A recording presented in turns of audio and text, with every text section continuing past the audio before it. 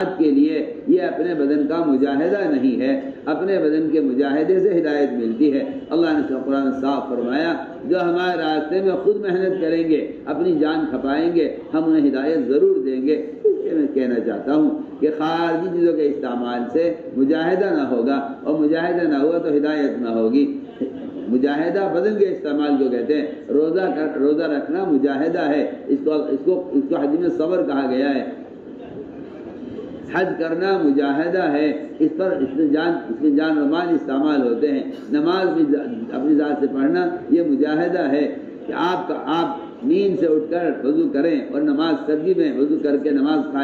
پڑھیں، اس کو مجاہدہ کہا جائے گا، کیونکہ اس کے لیے آپ کا بدن استعمال ہوا ہے۔ بس یہ بات بالکل واضح ہے کہ جس کام کے لیے بدن استعمال نہیں ہوگا وہ عمل مجاہدہ نہیں بنے گا، جو عمل مجاہدہ نہیں بنے گا وہ صرف ہدایت نہیں بن سکتا۔ اس لیے میں تاکید سے عرض کر رہا ہوں کہ نقل و حرکت دعوت کا قوام ہے، خود جا کر دعوت دیے بغیر دعوت کا فریضہ ادا نہیں ہوگا۔ یہ بھی میرے دوستوں بزرگوں، ایمان ایک بنیادی فریضہ ہے اور ایمان کی تکمیل کے لیے دعوت دینا ہے۔ میرا چل کر کسی کے پاس جانا، اس کی جا کر دعوت دینا، یہی میری ایمان کی تکمیل کا اصل سبب ہے۔ کیونکہ میرے بزرگوں دوستوں عزیزوں، یہ بات علماء نے صاف لکھی ہے اور قرآن حدیث کے اندر یہ بات کھول کے بیان کر دی گئی ہے کہ نقل و حرکت کا جو اصل مقصد تھا وہ امر معروف و نہی عن منکر کے فریضے کو ادا کرنا ہے، اور اس فریضے کو ادا کرنا یہی ایمان کی تکمیل کا اصل سبب ہے۔ مسجد کے اطراف میں، بازاروں میں اور گھروں کے میں اور گلیوں میں لوگوں سے ملاقاتیں کر کے انہیں ایمان سیکھنے کے عنوان پر مسجد کے ماحول میں لانا، بس یہی ایمان کی تکمیل کا سبب ہے۔ آپ کو ذرا برا لگے گا یہ کہنا، بس یہی ایمان کی تکمیل کا سبب ہے، اس لیے برا لگے گا کہ آپ کو معلوم نہیں ہے، آپ یہ سمجھتے ہیں کہ ایسا کہنے سے دین کے باقی شعبوں کا انکار ہو جاتا ہے۔ آپ کا یہ خیال غلط ہے، اور میں سمجھتا ہوں کہ یہ شیطان نے وسوسہ ڈالا ہے آپ کے دل میں تاکہ آپ حق کا انکار کریں۔ میری بات بے انتہا توجہ چاہتی ہے، میں کچھ کہہ رہا ہوں۔ آپ یہ سمجھتے ہیں کہ ایسا کہنا جن کے شعبوں کا انکار کرنا ہے، حالانکہ قرآن نے صاف کہا ہے کہ دوسروں کا نیکی پر آمادہ کیے بغیر اور دوسروں کو جا کر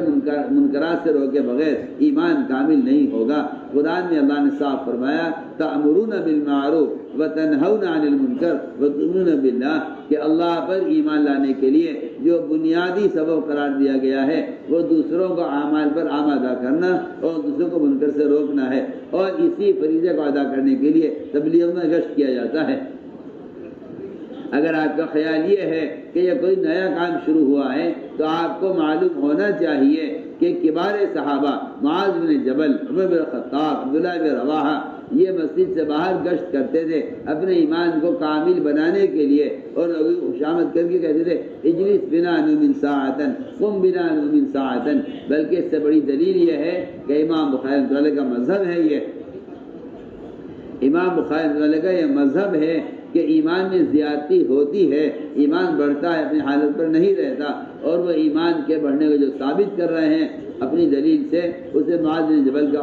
عمل نقل کر رہے ہیں کہ معاذ بن جبل رضی اللہ تعالیٰ عنہ وہ صحابی ہیں جو لوگوں کو بازاروں میں جا کر ملاقاتیں کر کے کہتے تھے اجلس بنا نؤمن ساعتن، آؤ بیٹھو ہمارے صبر پر ایمان لائیں گے۔ امام بخاری اس سے ثابت کر رہے ہیں کہ ایمان میں زیادتی اس سے ہوتی ہے۔ تو میرے بزرگوں دوستوں عزیزوں،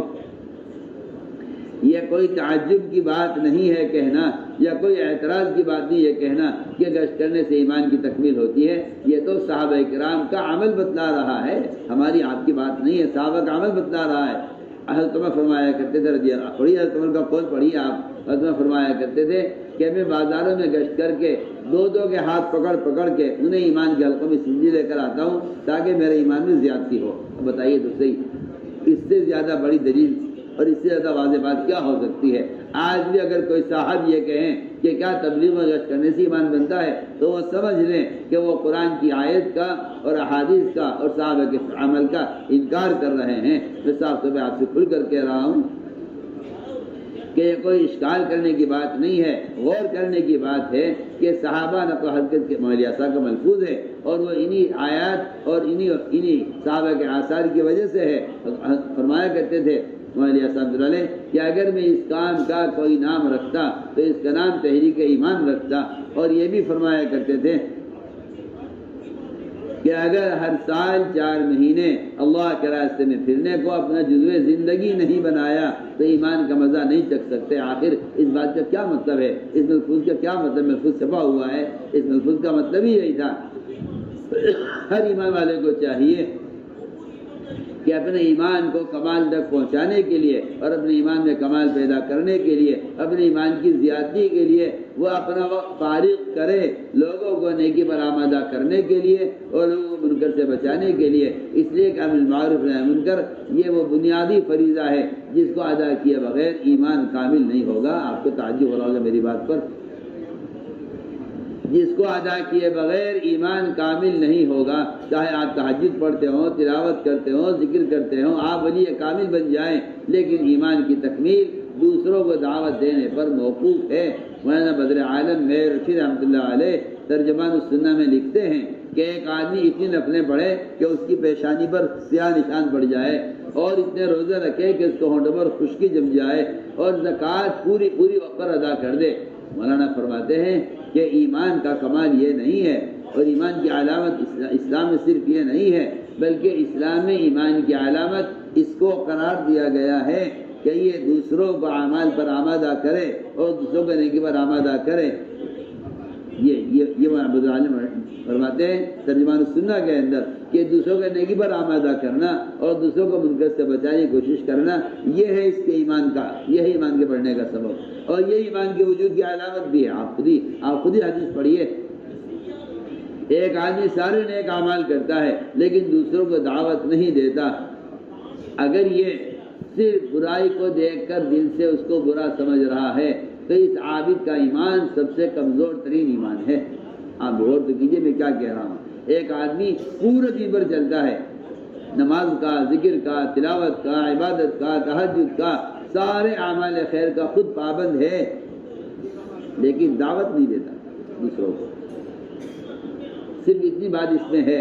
کہ برائی کو دیکھ کر اس کا دل دکھتا ہے، اور اسے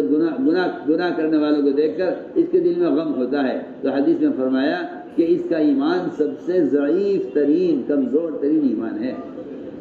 اگر اس عابد کا حال یہ ہو گیا ہے، نماز تو خوب پڑھتا ہے، ذکر تلاوت خوب کرتا ہے، لیکن برائی کو دیکھ کر اس کے دل میں غم پیدا نہیں ہوتا، اور منکر کو دیکھ کر اس کا دل نہیں دکھتا، یا اپنی عبادت میں مشغول ہے، تو اس کے دل میں ایمان کا ذرہ بھی نہیں ہے۔ سوچیے تو صحیح، میں جن افرادی اعمال کو دیکھ کے سمجھ رہا ہوں کہ میں نے اپنی ذمہ داری پوری کر دی ہے، آپ غور کیجئے حدیث میں کیا فرمایا جا رہا۔ حدیث میں فرمایا اس کے دل میں ایمان کا ذرہ بھی نہیں ہے اگر یہ منکر کو دیکھ کر دل سے غمگین نہیں ہوتا۔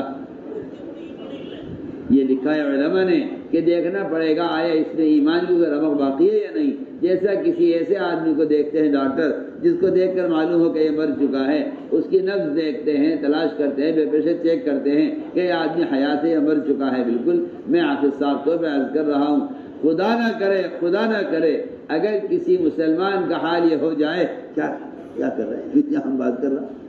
تم ادھر دیکھ رہے، خدا نہ کرے اگر کسی مسلمان کا حال یہ ہو جائے